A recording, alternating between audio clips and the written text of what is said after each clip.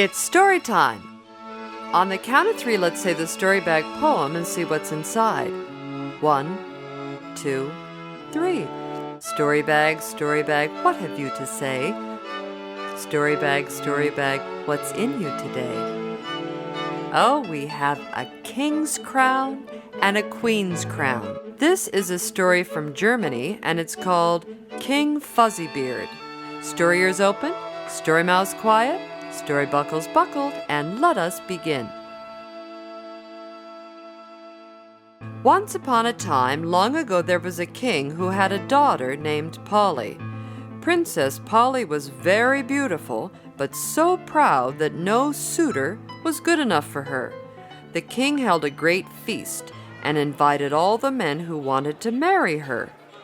But she was rude to all of them. One was too fat, so she called him Butterball. Another too tall, she called him Stringbean. Another short, Shorty Pants. Another pale, Ghost Face. Another red, Tomato Head. She made fun of everyone.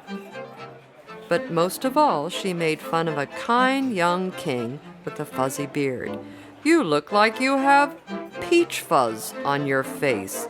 I will call you King FuzzyBeard. And she laughed at him. Her father was angry and said, Princess Polly, you've been rude, so rude, that you will marry the first beggar who comes to our castle door. And the next day a beggar knocked on the door, and the king invited him to supper.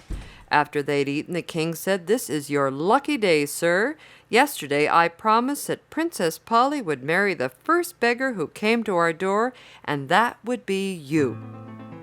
Princess Polly was shocked, but the beggar was thrilled, and the king had them married after dessert. The beggar took Princess Polly home. As they walked through a forest, she said, What a beautiful forest! Whose forest is this? It belongs to the king you called FuzzyBeard, said her husband. Oh dear, she said. As they walked through a field, she said, What a beautiful field! Whose field is this? King FuzzyBeard, said her husband. As they walked by a castle, Princess Polly said, What a beautiful castle! Does this belong to King FuzzyBeard? Yes, it does, answered her husband. They came to a hut, and she asked, Who lives in this ugly hut? We do, said her husband, and Princess Polly said nothing at all. The next day, the beggar told his wife that she would have to work. She tried sewing, but she kept pricking her finger with the needle. She tried making pots out of clay, but she kept breaking them. She tried weaving baskets, but the rushes kept tangling in her fingers.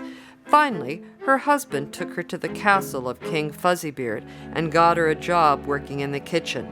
She scrubbed pots and pans and was allowed to take home scraps of food for her husband.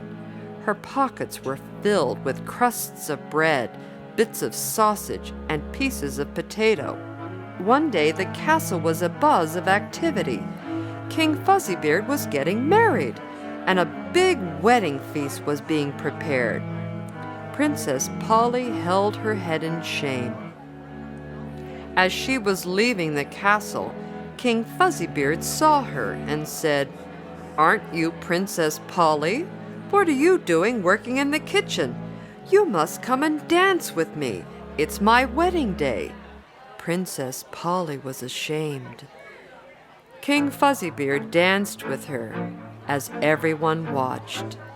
As King FuzzyBeard spun her around the dance floor, crusts of bread and sausages and potatoes flew out of her pockets, and everyone began to laugh.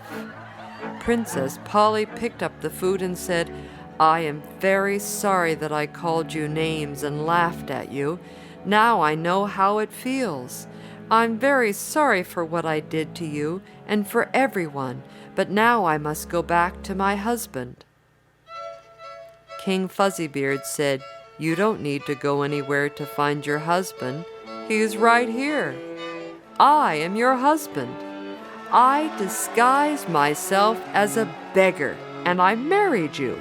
I knew that you could be kind if you understood how it felt to be made fun of, and now you do understand. So now you can enjoy your own wedding." Princess Polly embraced her husband, and she became the kindest woman in the world. And there be my story, be it bitter or sweet. Take what you like, but leave enough for me to eat.